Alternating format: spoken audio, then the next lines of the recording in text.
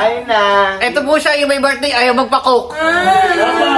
Alam niyo na po, pag di po nagpa-coke, hindi ko po ikakat tong video hanggat di po siya nabili ng coke. Hindi natin. Ayaw po siya. Si Francis, parang siya pa talaga yung ganito. O, tignan niyo, nakaaway po siya. Ang tao eh. Oo, Hindi masarap pag walang si coke. Francis.